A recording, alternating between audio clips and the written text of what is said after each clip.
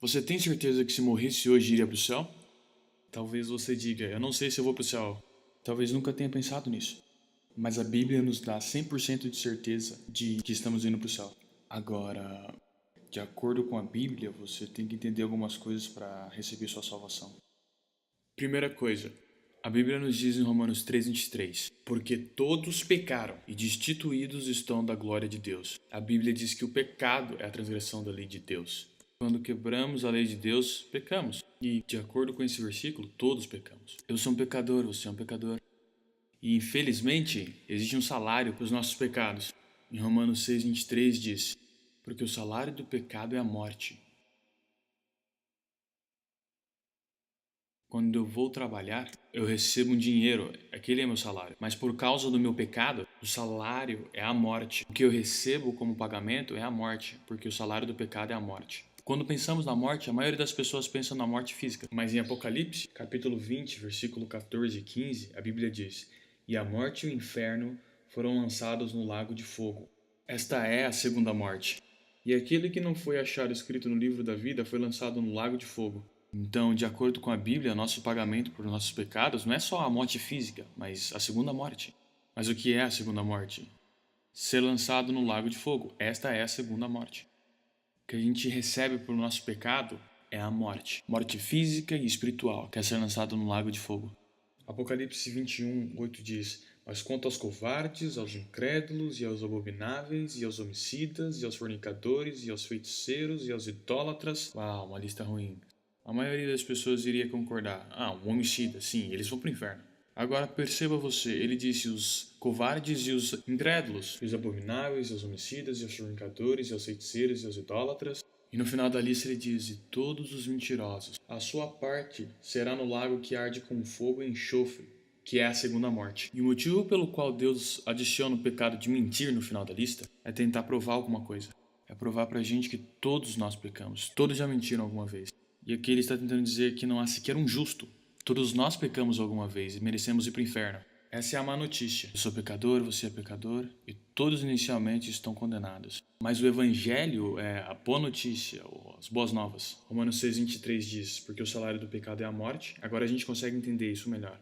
Mas a segunda parte do versículo diz, mas o dom gratuito de Deus é a vida eterna por Jesus Cristo, nosso Senhor. A Bíblia diz que Deus tem um presente para te dar. E esse presente é a vida eterna. Agora em Efésios, capítulo 2, versículos 8 e 9. Porque pela graça sois salvos, por meio da fé. Graça significa algo que você não merece. Você não trabalhou para conseguir, você não pagou.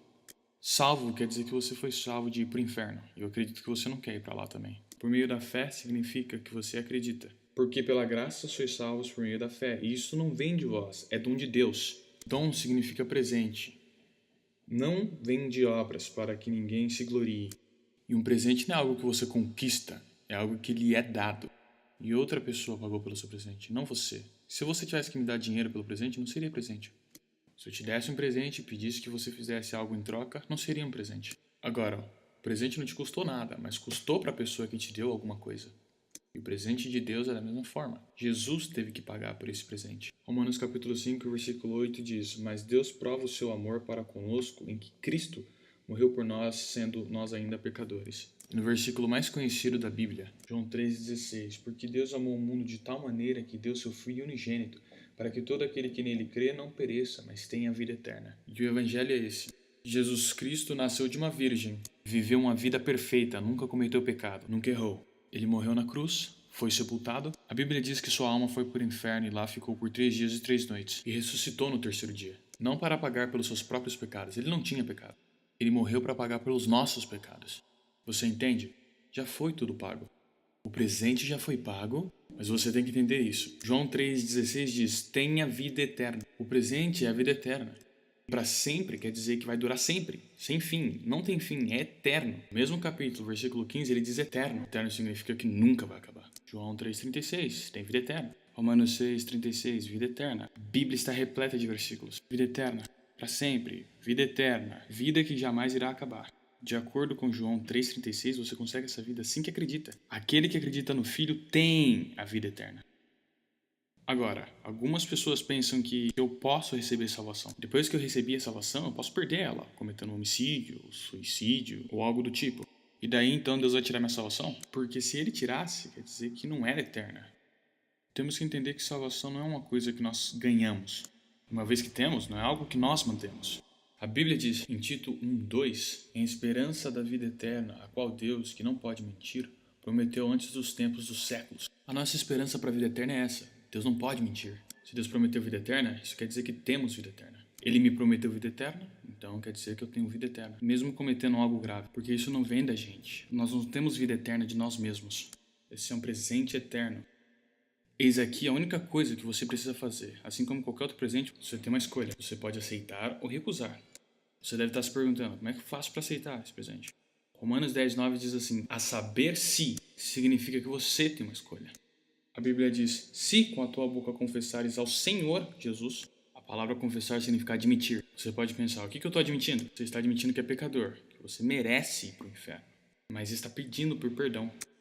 Ele diz, se com a tua boca confessares ao Senhor Jesus, mas é mais do que só dizer palavras. Ele também diz, se em teu coração creres que Deus o ressuscitou dentre os mortos. Você está crendo que Jesus morreu na cruz, foi sepultado, ressuscitou como forma de pagamento pelos nossos pecados? Se com a tua boca confessares ao Senhor Jesus e em teu coração creres que Deus o ressuscitou dentre os mortos, serás salvo. A Bíblia diz. Não diz, há uma grande chance ou talvez eu te salve. Deus diz, eu vou te salvar. Se você confessar com a sua boca e crer no seu coração, perceba, você não tem que ir para a igreja, não diz que você tem que se batizar, não diz que você tem que se arrepender dos seus pecados. Na verdade, não te diz para fazer nada, somente crer e pedir para que Ele te salve. Se você acredita nisso no seu coração, Jesus morreu, foi sepultado e ressuscitou para pagar por todos os seus pecados, você não tem que fazer nada. Por que você agora mesmo não confessa com a tua boca? Eu vou te ajudar com essa oração. Se você acredita, ore comigo agora. Jesus Cristo, eu sei que eu sou um pecador. Eu sei que eu mereço ir para o inferno. Por favor, me perdoe por todos os meus pecados e me dê vida eterna, porque eu não estou confiando nas minhas obras, eu não estou confiando na minha religião, mas eu estou apenas confiando em Ti. Muito obrigado por me salvar. Amém. Se você fez essa oração e creu no seu coração, segundo a Bíblia, você tem vida eterna agora. Parabéns. Deus abençoe.